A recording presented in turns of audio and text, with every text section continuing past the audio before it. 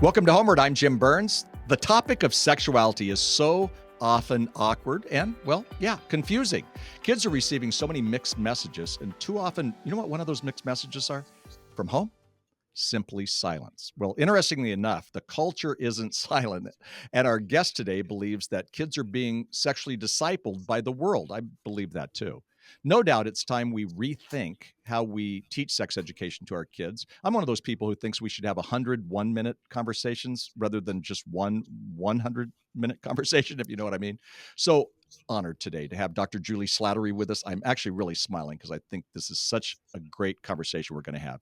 I look at Juli as no doubt one of the leading Christian thought leaders on the subject of sex and sexuality. She's a clinical psychologist. She's the author of some great books. She's a speaker, a recognized expert in the areas of biblical truth and sexuality. She's been married since 1994. She has 3 sons, and I have the deepest respect for her. And today we're talking about rethinking sexuality. And that's the name of her book. And I love the subtitle, God's Design and Why It Matters. All the information on this book, as well as her ministry and all the things that she is about, is on our podcast notes. And by the way, this is the 3rd in our series on sexual integrity, and I really think we've saved the best to last. Juli, thank you so much for being on the podcast. Oh, thanks for the invitation, Jim. What an honor to be with you, and thank you for your kind words. Yeah, well, it's great to be with you, and honestly, it's so good. So you have 3 sons, and we were talking about this right before the podcast. So you get introduced as an expert on sex, and I'm guessing your 3 sons, when they were younger, even especially more, just kind of rolled their eyes. How did they react to that, having mom who talks on this subject? Yeah, well, I started the ministry Authentic Intimacy, where this became my full-time ministry when they were in the tween and teen years. So that was painful for them, especially if they'd have like their friends' parents come up and say something, or their Yeah, teachers. right. But now they're at the place where they'll actually be like, "Mom, we're proud of you. We understand why you do what you do." But yeah, it's not always been easy for No, them. that's funny. I have 3 girls, and I remember one time taking my middle daughter, uh, to something I was speaking on to kids on sex, and she was Mm, like I watched her just slink. She didn't know what I was yeah. talking about. That was a mistake, and she just kept slinking. She was coming to go to hear the message partly, but to eat Mexican food afterwards, which is her favorite meal. Yeah, She was like, "Dad, I can't believe that you talk like that to kids," and, blah, blah, blah. I But anyway, know. Yeah. sex, as we talk about it, I mean, oh my gosh, it's such a beautiful thing, and it's a wonderful creation by God, and yet Christians sometimes get a really bad rap because, uh, well, we present the topic, and we haven't always done a good job of this. I mean, you say this in your book. I mean, we need to kind of rethink how we do this. Francis Schaeffer once said, and he was talking about the gospel, but he said, for every generation, we must rethink how we communicate the gospel to make it relevant. We don't change the gospel, he said, but we change the way we communicate it to this generation. I'm kind of thinking that's exactly what you're doing as we talk about rethinking sexuality. Yeah. I think it's rethinking our entire approach, Mhm. Jim. We have kind of adopted a heritage of the concept that Christians don't talk openly about sexuality. They're kind of squeamish about it. And so people think, well, then God must not talk about it much either. Yeah, And so we live in a culture today where this is not only the issue of the day, but it also impacts the gospel. sure. So when I talk to pastors or apologists, they'll say, you can't talk about God anymore without the first questions being around sexuality. The first objections of how could a loving God say that sex is not okay between 2 men, or Right. that sex is supposed to be in marriage. And so this is not just a side discipleship issue anymore. It is actually part of the message of God's creation and how we think differently than the culture Yeah, thinks. and we can't present it anymore mean-spirited. You don't. And we really can't because, again, it's so key and critical, and I was just reading a book on deconstruction of kids who are leaving the faith and then even young adults who are. And, one of the main reasons had nothing to do with Jesus. It had to do with sexuality. Right. So Yeah. so I appreciate you bringing that up. Interesting enough, you made an incredible comment in your book.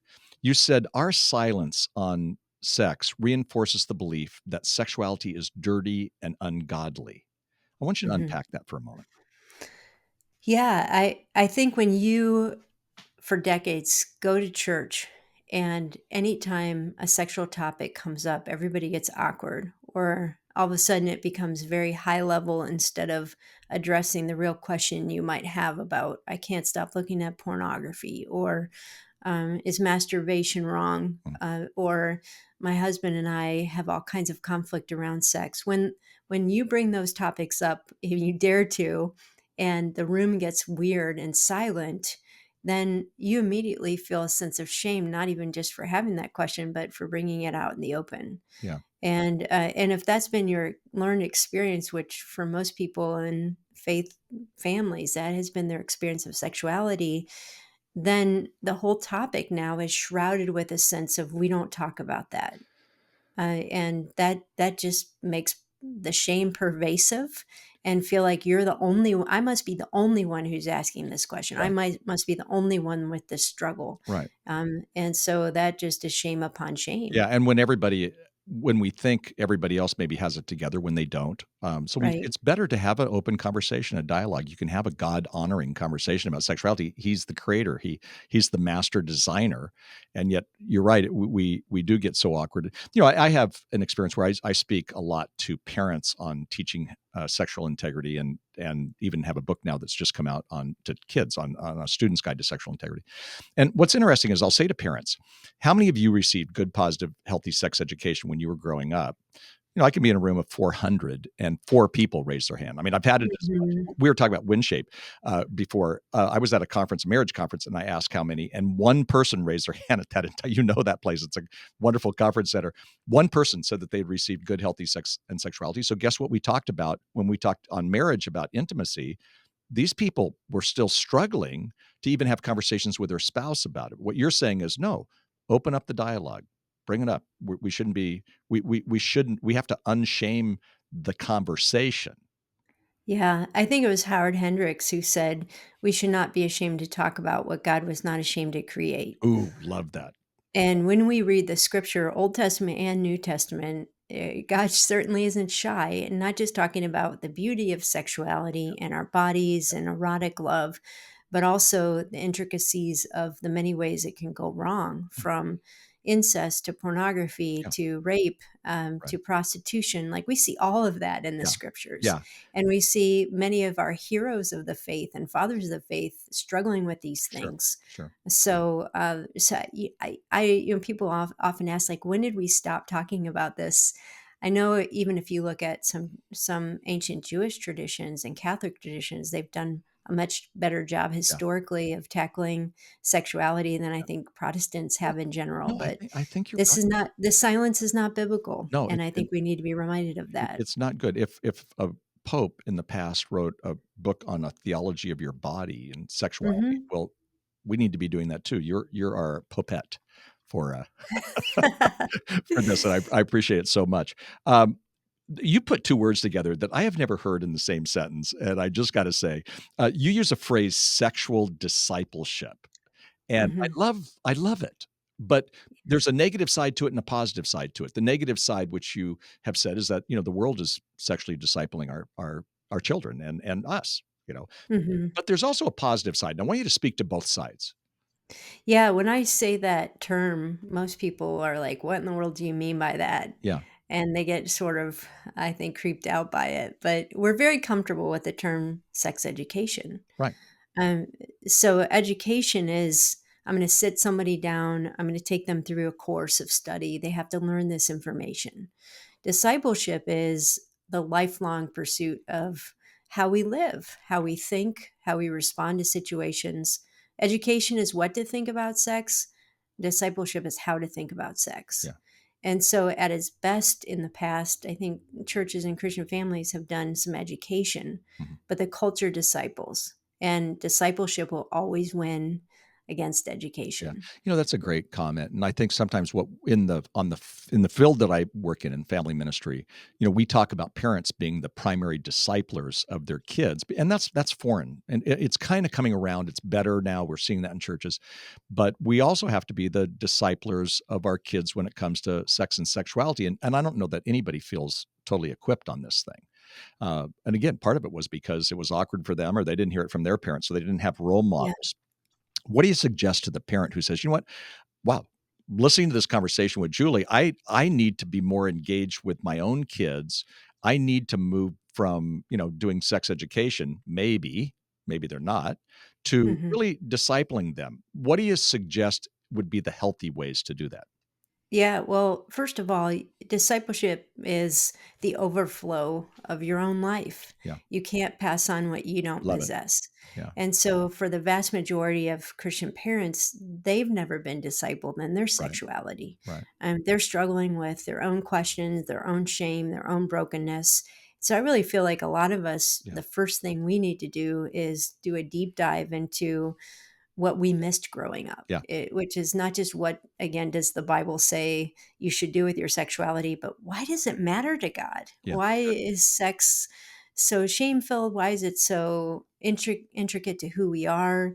And so a lot of our ministry is actually sexually discipling the parents yeah, so that now it can come right, as an overflow of what yeah, God is doing in their lives. yeah, Yeah, and it's just, you think about it as an ongoing process of shepherding. yeah, And so, in the youngest ages, it's giving your kids building blocks yeah, so that they can sure, understand the difference between the worldview that God created yeah, and is revealing through his creation versus what the culture says is right, we evolved and we right, create our own purpose for everything. right, Building blocks like sometimes we need to say no to what feels good, mhm, and then we start even just with language at young ages and talking about our anatomy and the goodness of how God created us and the beauty of marriage, teaching and discipling and things like good pictures, bad pictures, and good touch, bad touch, and boundaries and modesty and all those things are building blocks that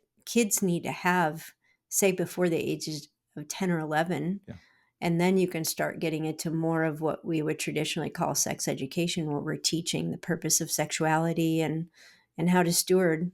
But Jim, I think another very important paradigm shift for parents is you and I grew up with a mentality that sex was a pass fail test mhm, for both the mm, kid and the parent. yeah, Like, can we get our kids to the marriage altar as right, virgins? right, And it was like either you're a virgin or you're not.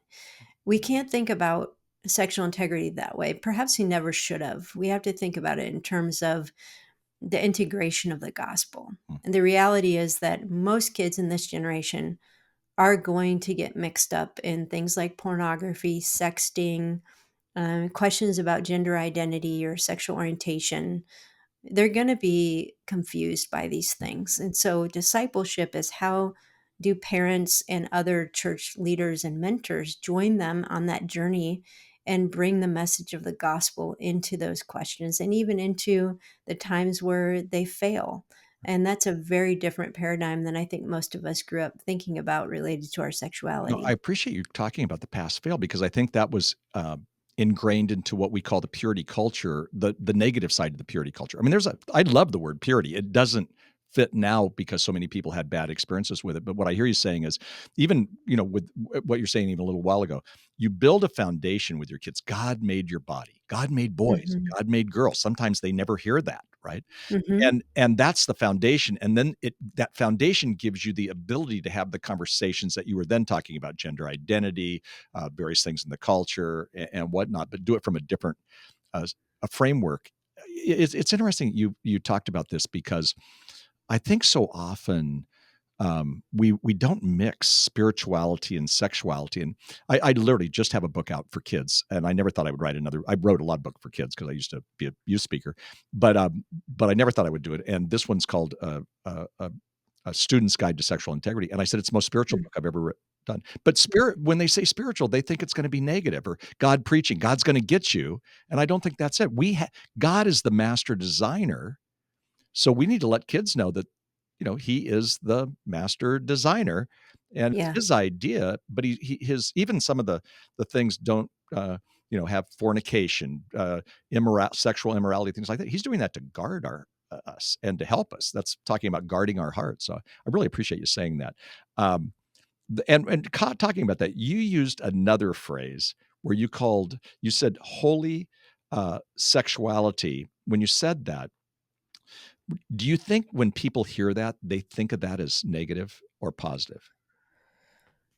I think most people are really confused when they hear those 2 words You together. Yeah, They don't even know, like, where to even start to right, understand that, right. because you mentioned, the spirituality of our sexuality. In my experience of now 12 years full-time talking to Christians about sex, Yeah, what I've found is that most of us separate God and sex into different categories of life. yeah, That right, there's this natural sense of I worship God with this part of my being, but the sexual part, like I have no idea how to pray about that part of my life, right. that God cares about that part of my life. All I know is that He doesn't want me to behave in certain ways. Yeah, And so we have such a limited understanding of the fullness and wholeness of what God created sexuality to be, yeah, that I think most Christians think the best I can do in terms of holiness and sexuality is to avoid sin, yeah. not to walk in the fullness So of God's creation, right. whether you're single or married. Yeah. And so I think there's a lot of confusion around what does that even look like besides just avoiding sin? That is the message we need to hear. And I appreciate you saying it so much. And by the way, everybody, authentic intimacy, and we've got all the information on how to get there on your show notes. You can just also Google it. But that, we all need to be mentored. We all need some discipleship. And, sometimes most good discipleship is person to person, but it can also be with reading and resources. And if you go to Authentic Intimacy, I was just there on the website. Julie's done an incredible job with that. So, get over there. Hey, look, we're going to take a quick break. When we come back, I'm going to kind of ask Julie a layered conversation. Her husband had dad nuggets with her kids, and I want to know what how he did dad nuggets with the boys. So we'll talk about that when we come back. Again, Dr. Juli Slattery is with us today. We're talking about rethinking sexuality as part of our 3-part series.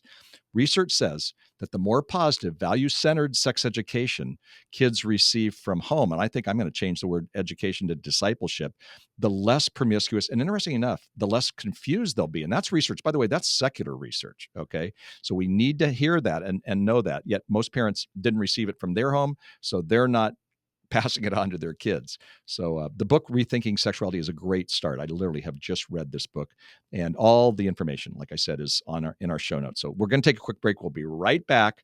Don't go away. We're here tonight at the Lion Air Museum in Orange County. And the reason I'm so excited about this venue, besides the fact that it's beautiful, it represents why we're here tonight. Just like this place has the Great Plains, but that airport has the latest. We've got 40 years of tried and true biblical foundational equipment and resources to help families, pointing us towards the future. So super excited about HomeWord, what God's going to do. So stay tuned as we honor 40 years, but look forward to the future of what's coming.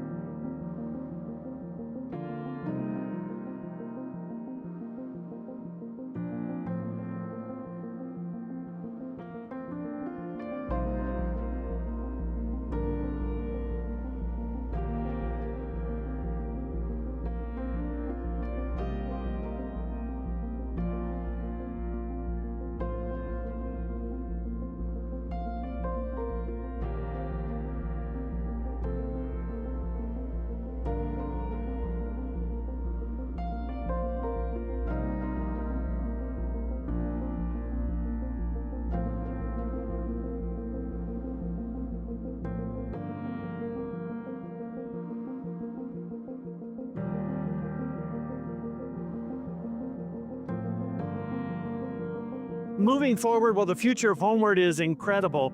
We are looking to provide help and hope in every chapter of your family story, knowing that every family has a family story and it's a little bit different.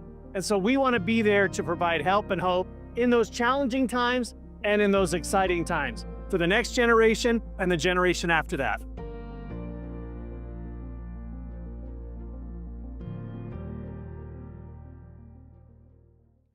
Welcome back. I'm Jim Burns. Great conversation today with Dr. Juli Slattery today on rethinking sexuality.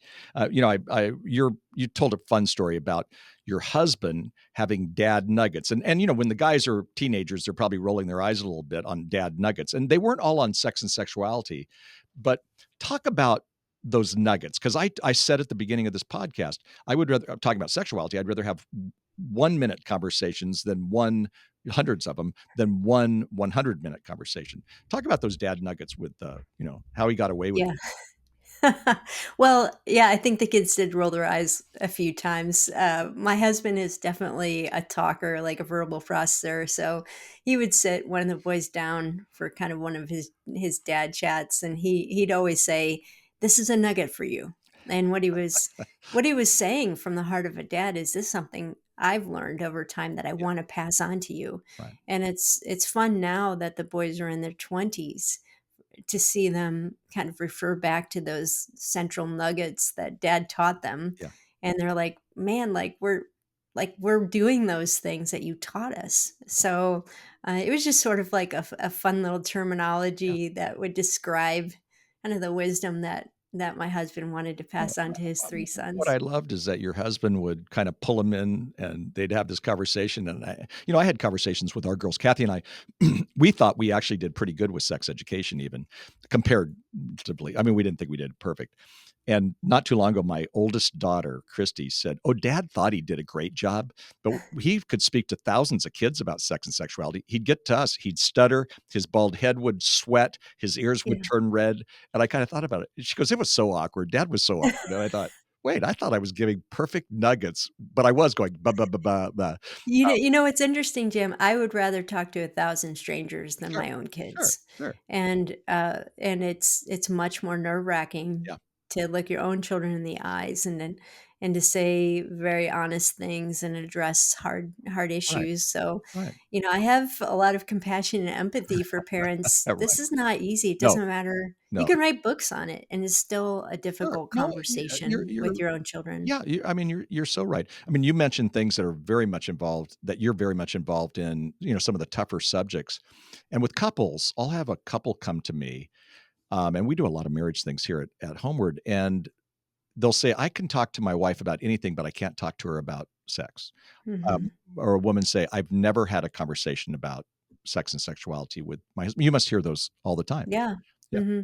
Yeah, of Yeah. course. So and they're even being intimate, but they're not willing to talk about it. So, they're that emotional involvement that oftentimes precedes good physical intimacy doesn't take place because we're not No. willing to. Yeah, one of the things that I'll tell couples is there's a difference between being sexually active and sexually intimate. And you can't be sexually intimate without learning to talk, not just about Right. the basics of what you want or our bodies, but what is the meaning of Yeah. sex to No, you? so good. And how do you feel when you initiate and I say no? Yeah. What is talk about sexual shame and how you grew up Yeah. and how different situations have impacted you over the years. That's And most couples have no tools to even start having those kinds of conversations that forge true intimacy. right. Right.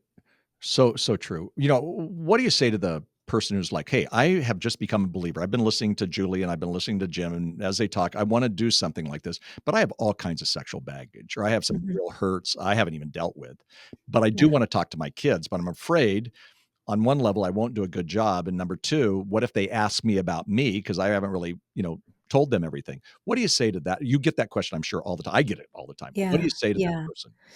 Well, I would say first of all, do your own work. Mhm. And it doesn't mean that you have to be perfect before you talk to your kids about sex, but at least be on the road to addressing these kinds of Yeah. issues, Yeah. so that you're not speaking from a place where you feel like, oh, I'm just sort of faking the right words, but in my heart of hearts, I have my own shame.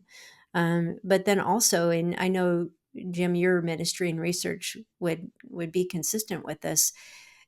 Teenagers in particular have the most respect for parents when they're real and vulnerable. Yeah. Yeah. And when they see that you're not perfect, you're not Right. trying to be perfect, Mhm. but you're authentic. And so, I think there's definitely a place in age appropriate ways to let your kids know that I haven't always done this well. And actually, even as a 45-year-old dad, I'm dealing with some of the consequences of some of the decisions I made 20 years ago. Yeah. And when you get older, I'm happy to share some of that with you. Yeah. No, I really So appreciate that. Yeah. it's modeling that vulnerability. It's modeling that we're always still growing, that Right. God is a gracious God, but it's not, particularly with a younger teenager, giving them something to carry that they're not emotionally ready to Right, right, hold in right. terms of Yeah, details. you're handing them if you give them too much detail too young, you're handing them a burden. But if you Yes. say, "You know what? I didn't always do it right. I have a passion for this, and because I didn't always do it right, my passion is to have conversation with you, and when you're older, we can talk." But, Mhm. that's the part of being authentic. You're so right. Today's young people, teens, but also, this next generation, and I say this to pastors all the time, they want authenticity. The Bible Yeah. says, "The man or woman of integrity walks securely," and I actually think of integrity doesn't mean perfect. It means being authentic in many ways, along with other things. But when you are authentic with your kids, then that brings security to them. Mhm. And, we sometimes, get way too, holier than thou, if you would. In one of your chapters, and this might have been one of my favorite chapters, it's called The Promise, where you say that Jesus came to redeem broken sexuality. And in many ways, by me reading that I literally read the chapter yesterday, but I sense that you think most people have a broken sexuality, and Jesus came to redeem that. I'd love to hear your comments on that. Yeah. I actually believe that all people have a broken Nice. sexuality. Yeah. Funny is I read that, but I didn't wanna say it in case I missed it. But yeah, you're right. So No, talk about that. Yeah. I wouldn't have told you that 15 years ago before I started this ministry. Interesting. Like, I was sort of the poster child for the Christian family, like growing up, Yeah. purity culture, all of it. And, I've learned that we have a very simplistic definition of wholeness, which means we have a simplistic definition of brokenness. Yeah. But when we understand more fully what God designed sex to be, we start to realize how short we fall of that. So every single person has had shame attached at some level with their sexuality. Every single person has, in word or deed or thought, objectified other people. Many of us have been sinned against, and some level, all of us are impacted by a pornographic culture, even if we don't look at porn. Yeah. And so we all have these lies and wounds around our sexuality that we don't know what to do with. And so we also live in a church culture where, again, there's really not a lot of direction on, well, then what's true, and how do we seek redemption, and how do we seek wholeness? And so we kind of stay stuck. And we don't realize that, no, like, God's redemption of our life is meant to involve every Mm. single aspect of who we are, Yeah. including our sexuality. Oh, that's just great news. I mentioned this to you before the podcast started, but I was having this conversation with one of our mutual friends, and she says Julie Slattery communicates about sexuality so clearly with love, grace, and truth, and she's willing to take on all the subjects. Now I'm thinking about the parents. So they hear you talk and they go, "Oh gosh, I want to be like, I want to be like her. I want to be able to talk like that." Well, like you say, you do this. This is authentic intimacy. This is your calling. Hmm. They want to have those kind of conversations with their kids. Their spouse doesn't even want to jump into it at all to talk with their kids about it. So it's super difficult for them. How do they learn to do what you're doing effectively within their own family? I'm not talking about speaking and writing and, being a Hmm. thought leader. I'm talking about in their family. How do they move from we've not had these conversations to beginning to tiptoe? I mean, there's going to be people who are going to go, you know what, tonight I need to sit down my 16-year-old and have this conversation. And I would say to them, please don't do that right now. They're going to say, well, what do you want to know, mom? What do you want to know? Right. But how do you develop this for the parent, not for people who are doing this for a living, but for the parent who's like, I just want to, and I don't even know how to start. Yeah, I think we start everything in the Christian life by inviting God into it and praying. And God cares about this. So, Right. Lord, give me wisdom, give me the Yeah. words. And then I think it's perfectly appropriate to say, you know what, I haven't done a good job at this.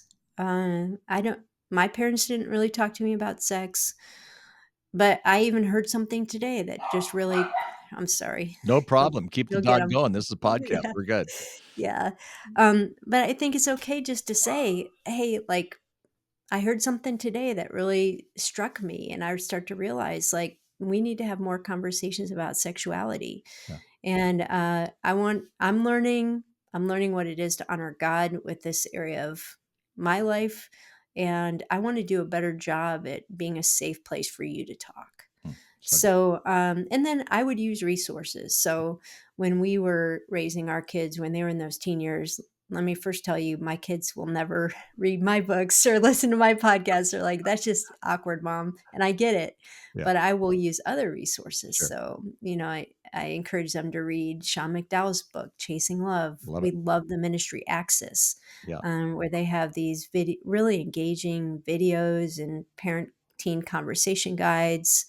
So we use things like that to kind of Yeah. set the parameters of the conversation to take some of the pressure off of the parent doing all the teaching. Yeah. And I think the other piece of it is recognizing that you have to walk before you run.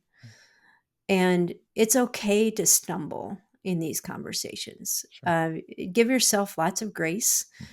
Mhm. I was just talking to a parent yesterday, and I said, we are all kind of pioneers in this area Mm. because we can't ask our grandparents how they handled the gender identity question. Right. But, we can't ask them how they monitored smartphones. Like, this is all brand new. So good. And so every single parent is trying to figure out something that they've not had modeled for them. And it's so quickly evolving that we need to rely on the body of Christ as we learn together. We need to give each other lots of grace for figuring things out and sometimes making mistakes and learning along the way. So God is with us. He gives us grace. He gives us wisdom. But don't be afraid of failing. Just step into it. And as much as you might fumble around and say the wrong thing, like, just keep the conversation going.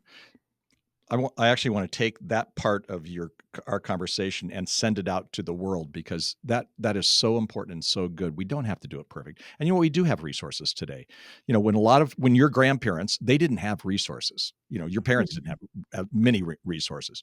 But the truth is today we do have good resources. And I thank you so much for being. And one of the great resources, of course, is Authentic Intimacy and Juli Slattery. So it's so great to have you on our podcast today. Yeah. Thanks so much for Yeah. giving me the opportunity to share. Boy, It was a joy. time went by. Hey, don't forget to go to our show notes and you can get all things about Authentic Intimacy and her resources. Our job at HomeWord is to provide world-class experts to you on subjects to help you build strong marriages and today confident parents.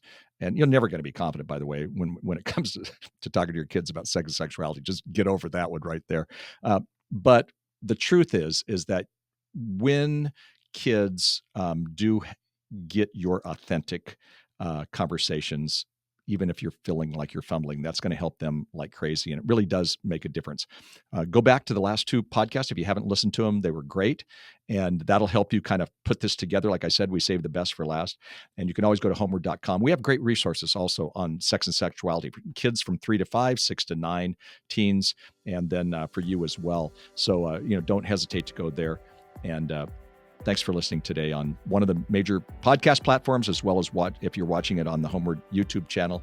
An honor to have Juli with us today. Thanks for listening.